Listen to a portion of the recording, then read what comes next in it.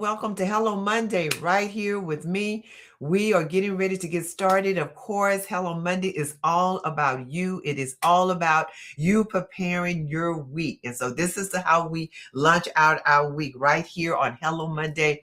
Every Monday morning at 8:30, and so Pacific Standard Time. And so I'm just happy to have you with me on today. If you are here live, why don't you go ahead and type something in the comment section. You know, this is a community of believers, of lady believers. We come together, we encourage each other. If you have not had the opportunity to like or subscribe to the channel, go ahead and do that. Invite someone as well. And we're getting ready to get started momentarily. And once again, if you are here live, let me know how you're doing. I just want to give a shout out to you, blessings to you. And go ahead and type something in the comments section to let me know that you're here, that you are expecting great things for this week. And once again, hit the like button, the share button, and the subscribe button as well. And we are getting ready to get started. All right. Well, last week we talked about dominion, and we're going to pick back up on dominion as well. Part 2, dominion. And so I believe that this is a season of dominion for us really to begin to operate in the fullness of what God has for us as citizens of the kingdom, as women of God, of ambassadors for Christ, that it's time for us to walk in our full dominion, what God has pre-described for us before the beginning of time. God has marked us. And so you are a marked woman of God. And so let's just pick up just for a few moments about dominion. Because when many times when you think about dominion, it could also mean a season of death, a death of something, a death of your old attitude, a death of barely surviving.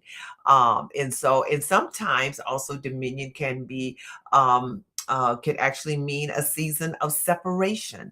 A season of dominion also is a season when God begins to show you what to value and how to value it. Dominion is really about a new governmental order. Dominion about the rising of leaders who carry weight. Dominion is really about stewardship. It's not just something you pray for, but it's something that you become.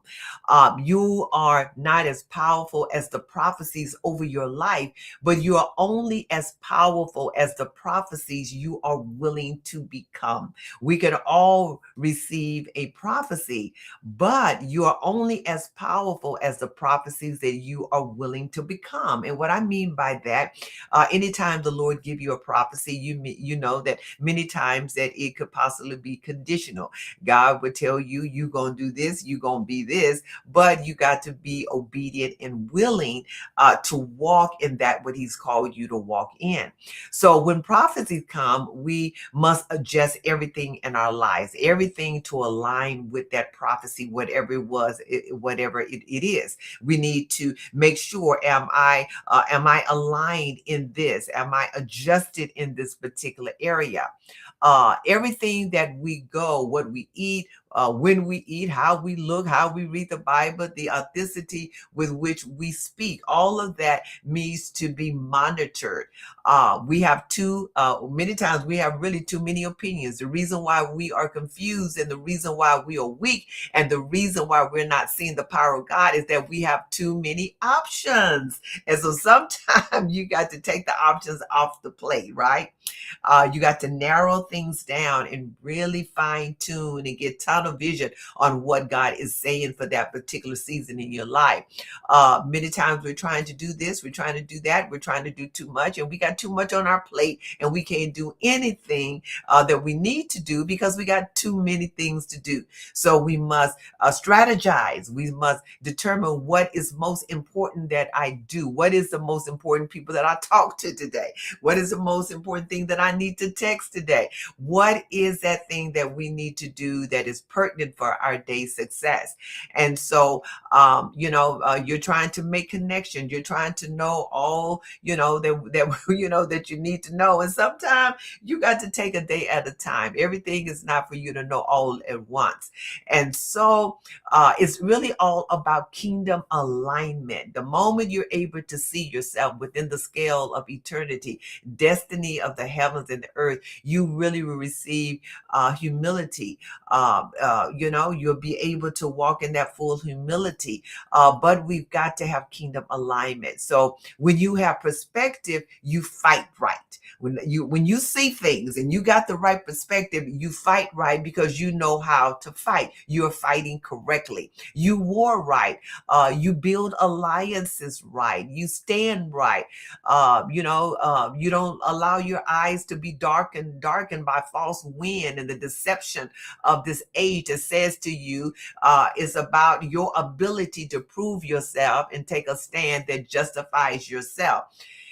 Every time a generation is about to fall, the serpent will release the spirit of self over the generation.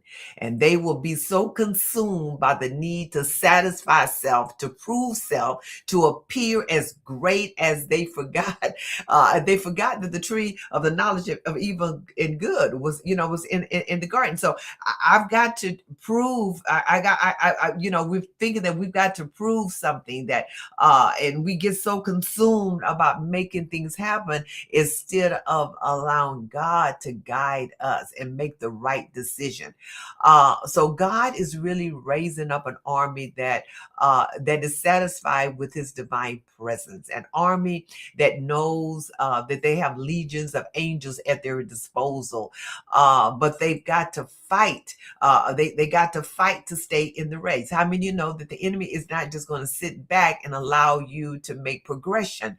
No, he is going to stop you. He's going to try to confuse you. He's going to try to tell you that you're not good enough. He's going to try to tell you that you need to stop doing what you're doing because nothing is happening. He's going to try to cause you to short circuit your advancement by causing you to feel discouraged, to make you feel that you're inadequate, to make you feel that you're not worthy, to make you feel that you are rejected by God, that you're rejected by man. And so he would try to tell all these lies. He would try to tell you to give up. He would try to over consume you with anxiety and he'll just try to do all type of things. He'll try to cause you to live a life of strife where you are always striving with somebody or you are in strife with somebody.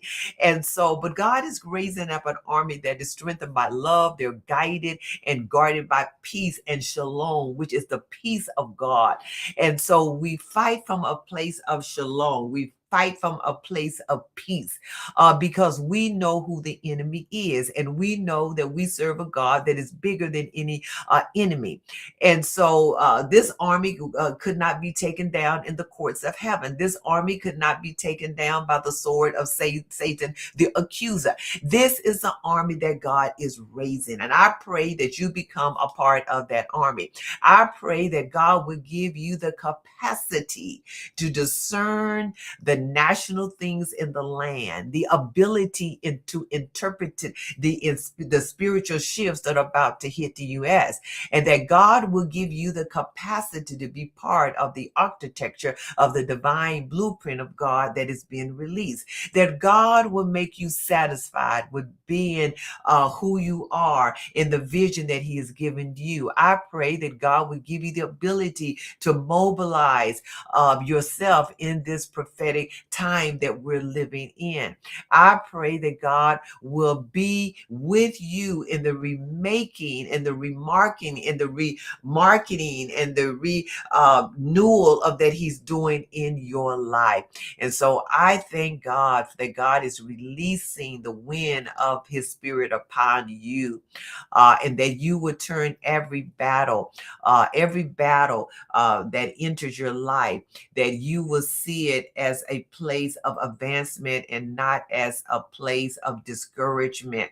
And so I believe that God is calling us to be gatekeepers, that He's calling us to be stewards of the economical gates, and release the steward of media gates, and release the stewards of governmental gates, and that God is calling us that to be this mighty army that He has described for us to be.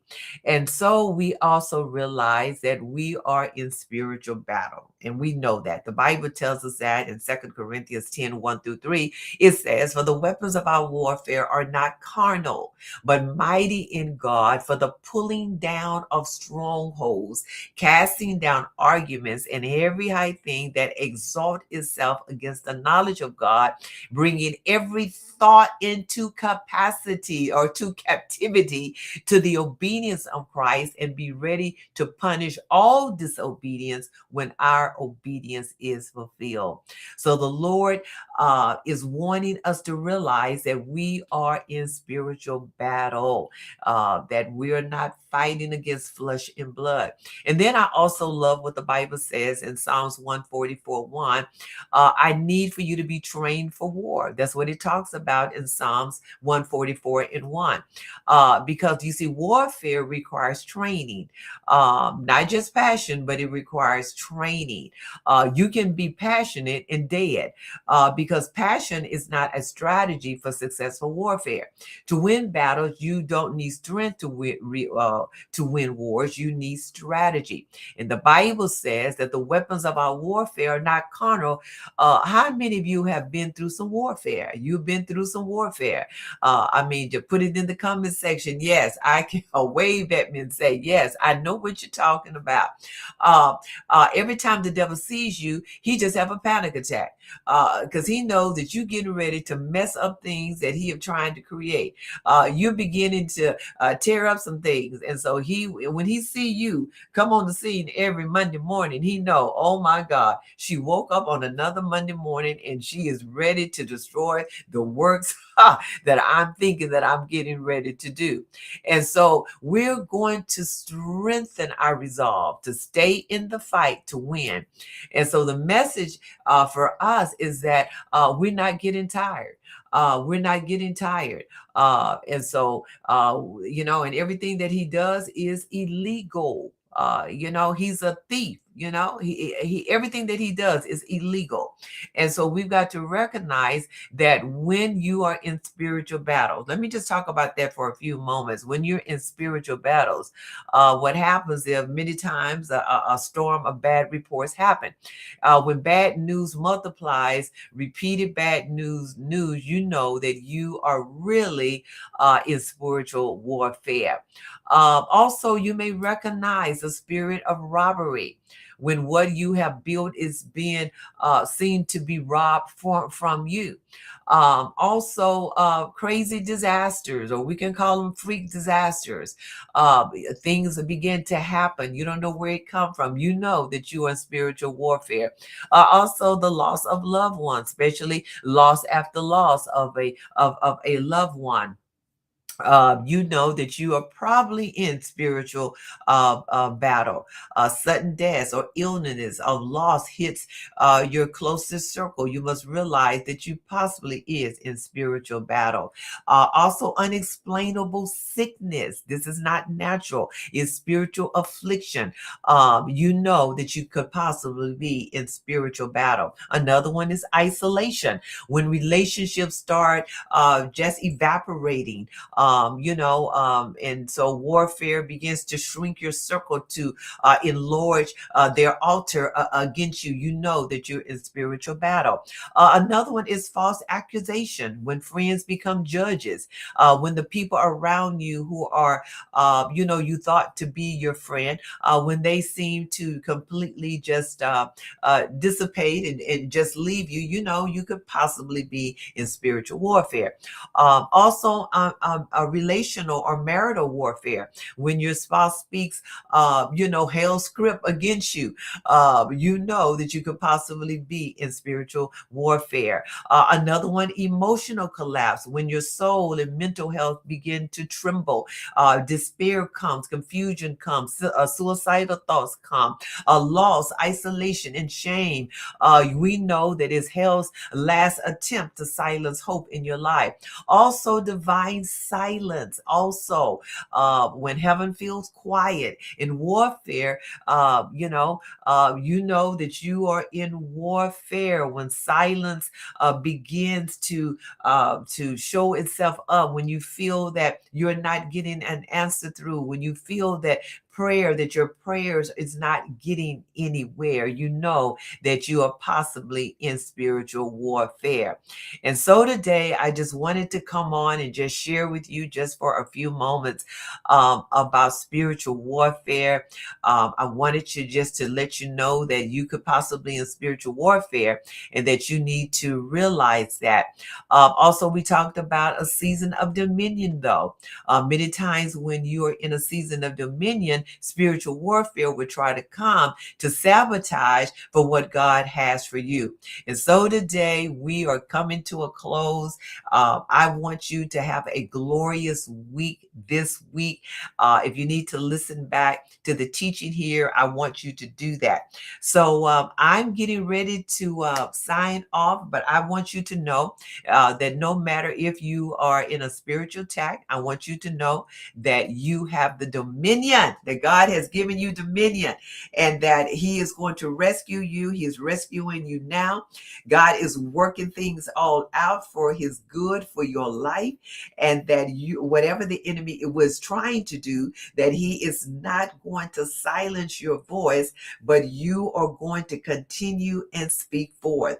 And so I decree that 2026 is really a year of focus, is going to be a year of clarity, divine order that's going to take your life, and that you're going to be intentional, and that God is going to give you the blueprint on how He wants you to structure your life, how to structure relationships. He is going to give you the blueprint, everything that you need. God's have it for you. He's going to give it to you. You got it. It's yours, my sister. It is yours.